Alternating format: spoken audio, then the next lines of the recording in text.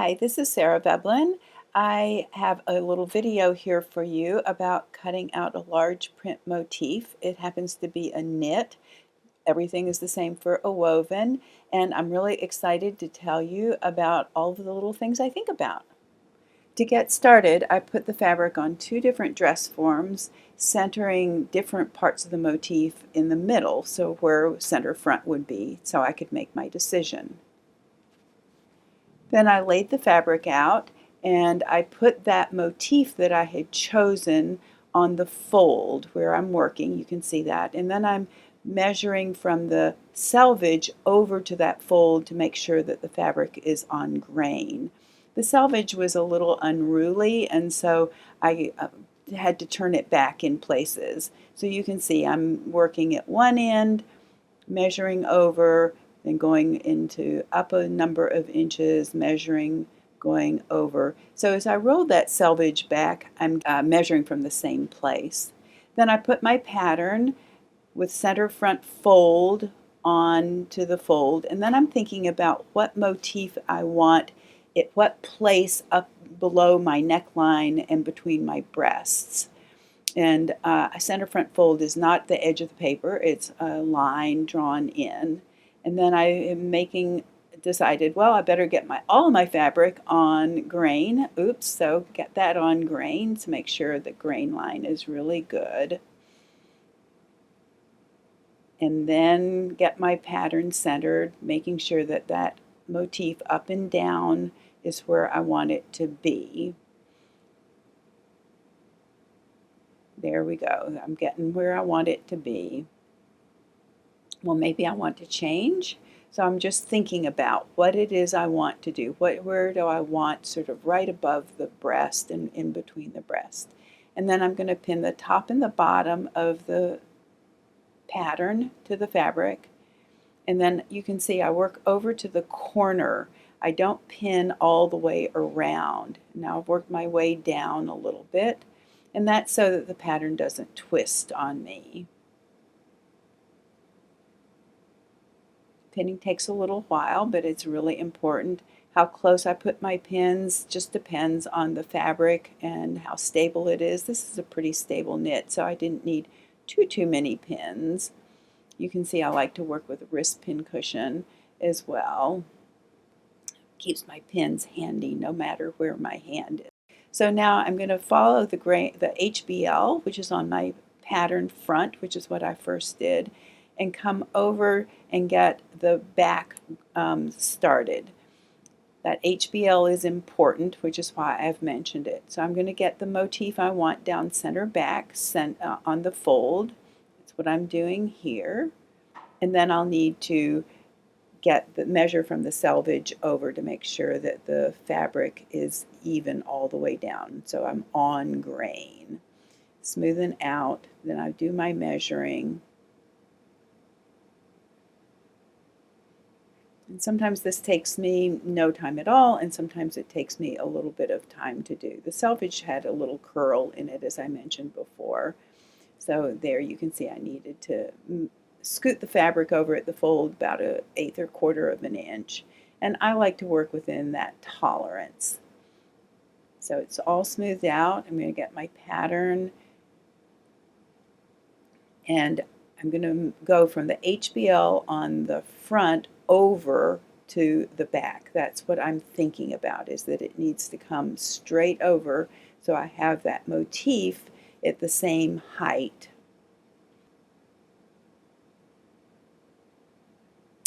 And it was hard for me to see the HBL, so I darkened it up.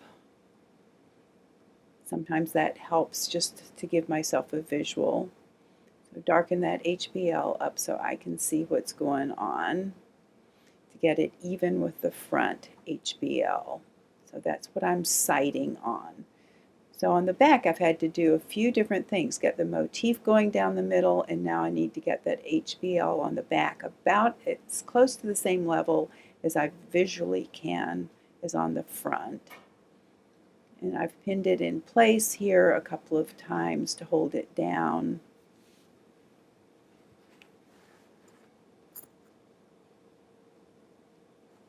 And then you can see my pinning technique. I'm not going all the way around. I refer to this as bracketing my work. So it helps keep the fabric from sliding inadvertently under the pattern. Use as many pins as I need. And as I mentioned on the front, sometimes that's a lot and sometimes it's not that many. That's a neck dart, and I want to make sure I have a pin at the darts, where the dart legs intersect the cut edge. So now I'm just checking that HBL that I'm coming over at the same height. And you know, I missed it. I keep this in the video so you can see that sometimes I think I'm in good shape, and then after I have gotten the pattern pinned down, I think, oh, better check. Like a woodworker, measure twice, cut once. So I checked it. I was just a tiny bit off. So now I'm going to get it pinned correctly with the HBLs at the level I want it. Double and triple checking that. It looks pretty good here. So now I can do my pinning again. This is part of getting really good results to me. It doesn't usually frustrate me. It's just part and parcel of what I do, that sometimes I think I've gotten something, and then after I've gotten a pattern piece pinned down, I think, well, sure, worth checking it again, and if it's not quite right, then certainly I would unpin it and reorient the pattern and pin it one more time.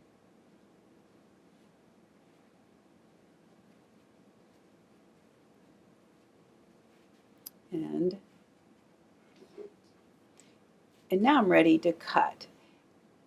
I prefer scissors over a rotary cutter. I think it was because I started to learn to cut before rotary cutters were invented, and I became so accustomed to cutting with scissors. People have tried to teach me to use rotary cutters because they feel, and it is true for them, it is faster. It is not faster for me. I'm much faster and more accurate with scissors, which is what matters. So I like to use the scissors. You can see I'm moving around the pattern, cutting it different directions. I'm not moving that fabric because I got the fabric all grained up. And as I said, in a stable knit, that's not so important, but it is in general practice. There, I just cut the dart legs, and now I'm going to put a pin right through the dart point. I will go back and mark that dart point after I've cut the front. Here I'm cutting the front. You'll see me do sort of the same thing, cut different directions. Sometimes I cut with the blade where I can see it like that, and then there are other times I will cut what I refer to as cut blind, and I'll point that out in just a minute here. Now you can see I've just gently folded that fabric up. Oops, need another pin. If I do, I always stop and put one in, and then just continue my cutting as accurately as I can. So here I'm cutting this direction because I can see more accurately what I am doing. When I cut across the hem, that's an example of when I was cutting blind. But with practice, I'm still pretty accurate at it. So here I'm cutting my dart legs, just a single snip at each dart leg, put a pin in my dart point through both layers of fabric and the tissue. I want to be quite precise when I do that. And then I'll unpin the pattern just enough so that I can peel the two layers apart, because this is double cut on the fold. You can see I'm peeling apart. And then I'm going to make a single little dot on where the pin comes through the fabric, so I know those two dart points.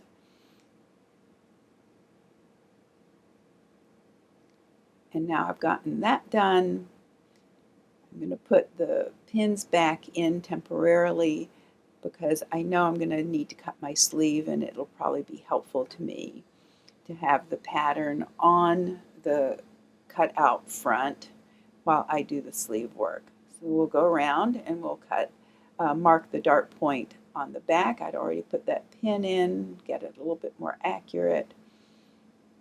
And once again, I'm taking the pins out just enough pins so that I can peel the two layers apart and mark my darts. Some of you may have noticed that I like to cut with wrong sides together rather than right sides together, and that's because it's faster and easier for me to do the marking of the darts.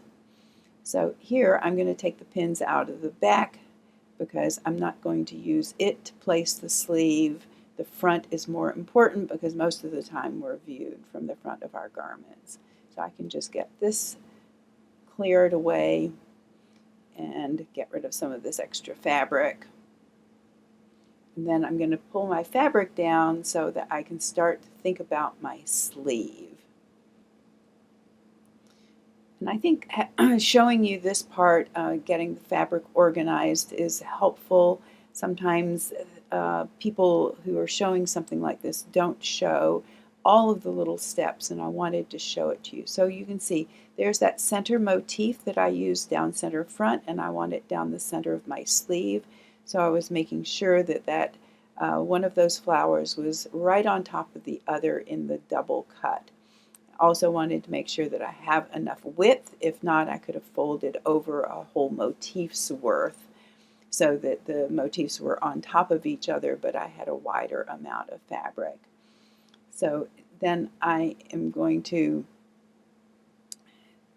smooth the fabric out, grain it up, check that those motifs are right on top of each other, going all the way down. I could have single cut this, but in this case, it being a casual t-shirt, it was fine with me to double cut it. So now I'm going to measure not from the selvage, but I'm going to go from a certain place that I'm sighting on in that motif and over to the fold, and that's going to help me get the fabric grained up properly. So just reorganizing where I need to, changing the width between that motif and the fold. Sometimes this goes really quickly for me, and sometimes I have to work pretty hard at it because when you've moved one end of the fabric, the other sometimes moves a little bit and sometimes it doesn't. Smooth out the fabric. You can see how I use the tips of my fingernails sometimes, and now get the fabric on grain. The fold of the fabric is on grain to my grid board, and I'm going to get everything nice and smoothed out. Sometimes I will stop at this point and double check that those motifs are lined up, but I was pretty sure I had it. So now I am going to have the fabric of the pattern of the sleeve on that center line of the motif that I like, but I also need to think about where up and down I want the pattern to be placed on the floral motif. It's a big enough motif that I don't want it to be totally random, but I want the big motif to go across the body in a pretty nice, even way. So one thing that you'll see that I'm going to try a number of different things to figure out what it is I want, how I'm going to get the best results. Here I've put the side seam of the front, lining it up with the motifs, and now I'm putting the underarm, I'm getting that more organized so the motifs line up better. And then I'm looking at where the top of the sleeve motif is going to come, and I'm going to test this in the following way. I don't even have that centered. I just want to see where we are going. There, I've got it centered up, and that is going to help me see where that sleeve is going to join into the garment when I sew it. So I'm going to hold the front up as though I were going to be sewing, and then I can see what my motif is going to be. And that big flower doesn't look quite right to me, so I'm going to try something else. And I will try as many different things as I need to until I get what I think is going to look best. So here I'm going to hold up the armhole of the front to this and come around the other direction, pattern's bothering me now, so we'll get rid of the pattern and just work with the cutout fabric. And I can start to see where that motif is going to come across for the sleeve onto the bodice. And that's how I'm visualizing it. You can see my fingers pointing out what it is I'm looking at. So now if I'm in the middle of that motif and I would start to sew this, the armhole in, now I can see that that motif is coming over pretty evenly. Now I'm going to have a little bit of ease going in, so little tiny adjustments. And as I said, I will do this as many different times as I feel like I need to until I am quite liking the results. Now I have the grain line of the center of the sleeve. I should say the grain line arrow is in the middle of my sleeve, and I have it going down the middle of the motifs, and I'm measuring from the grain line arrow over to the fold to make sure that the top and bottom of the sleeve is the equidistance from the grain line arrow over to the fold. And then puts my pins in. You can see once again I'm bracketing, I'm going to the corners from the bottom up, and now I will start to fill in rather than starting at one corner of the pattern and going all the way around the whole pattern. That just gives me better control.